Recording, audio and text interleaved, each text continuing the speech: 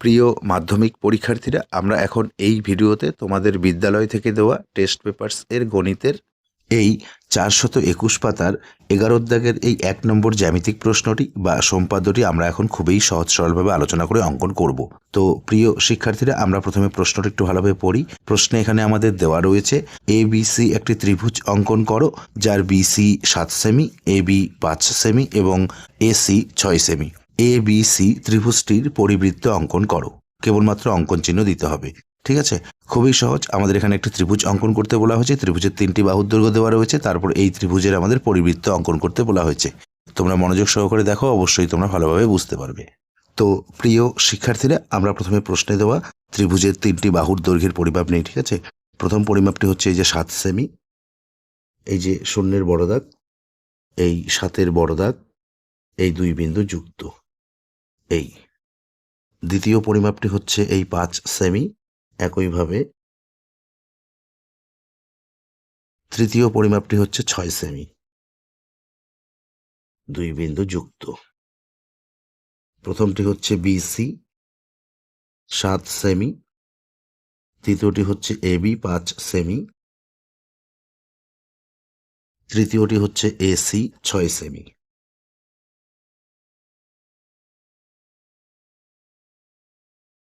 তো প্রিয় শিক্ষার্থীরা, আমরা প্রথমে প্রশ্নে দেওয়া ABC ত্রিভুজটি অঙ্কন করব। তো তার জন্য এই খাতার পেজের মাঝে এখানে আমরা একটি রশ্মি নেব।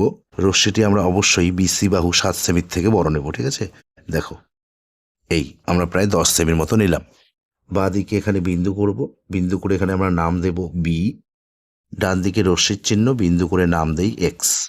এখন আমরা প্রথমে পেন্সিল কম্পাস দ্বারা এই BC 7 সেমি পরিমাপটি নেব। ঠিক আছে, দেখো এই যে এভাবে নিয়ে এই B বিন্দুতে বসিয়ে আমরা ডান দিকে বৃত্তচাপ কেটে নেব। এই এখানে বিন্দু উৎপন্ন হলো, এখানে আমরা নাম দেই C।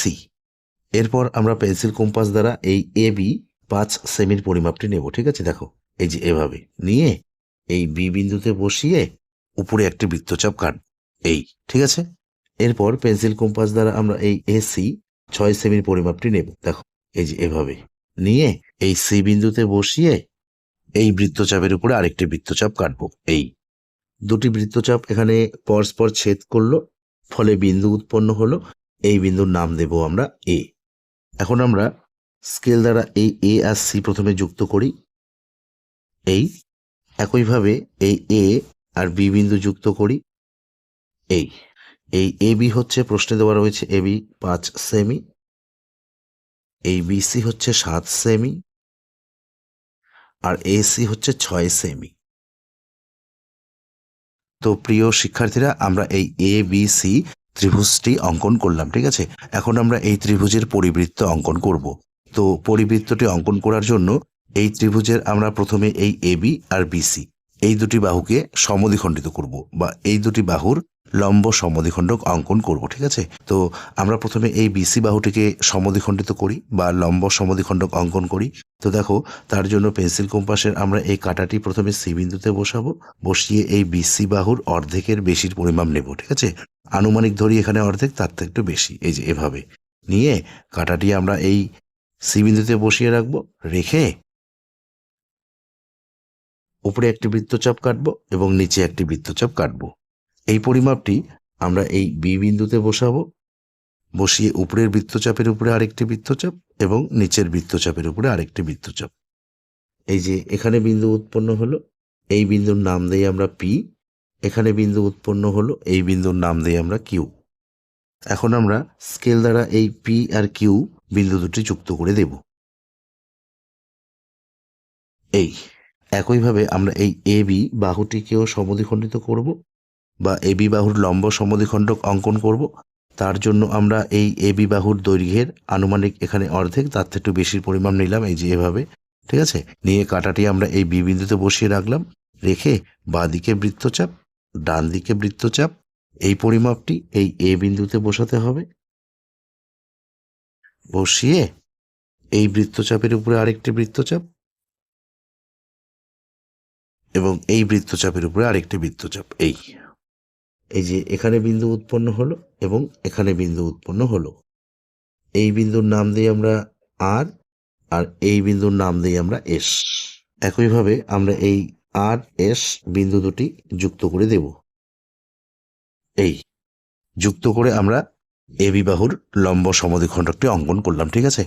এই দুটি লম্ব সমদ্বিখণ্ডক, এই যে পি কিউ আর আর এস, এই দুটি লম্ব সমদ্বিখণ্ডক পরস্পর এই যে এখানে ছেদ করেছে, ঠিক আছে। এই যে এখানে এখানে বিন্দু উৎপন্ন হয়েছে, এখানে আমরা নাম দেই ও। এখন আমরা স্কেল দ্বারা এই ও আর বি বিন্দু যুক্ত করে দেই। এই এরপর আমরা পেন্সিল কম্পাস দ্বারা এই ও আর বি দৈর্ঘ্যের পরিমাপ নেব, ঠিক আছে। দেখো এই যে এভাবে নিয়ে কাঁটাটি আমরা এই ও বিন্দুতে বসিয়ে রাখবো, রেখে আমরা এখানে পরিবৃত্তটি অঙ্কন করব। দেখো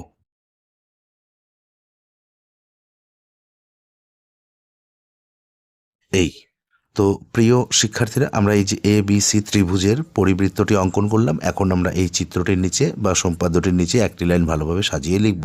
তোমরাও পরীক্ষার খাতায় ভালোভাবে লিখবে। দেখো, সুতরাং এ বি সি ত্রিভুজের পরিবৃত্ত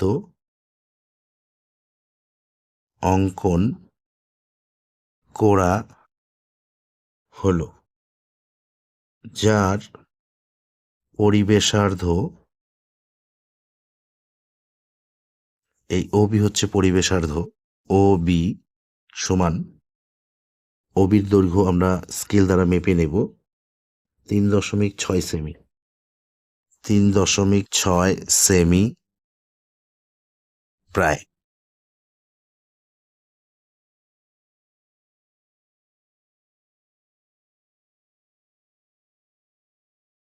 তো প্রিয় শিক্ষার্থীরা, এই ভিডিওতে এ পর্যন্ত।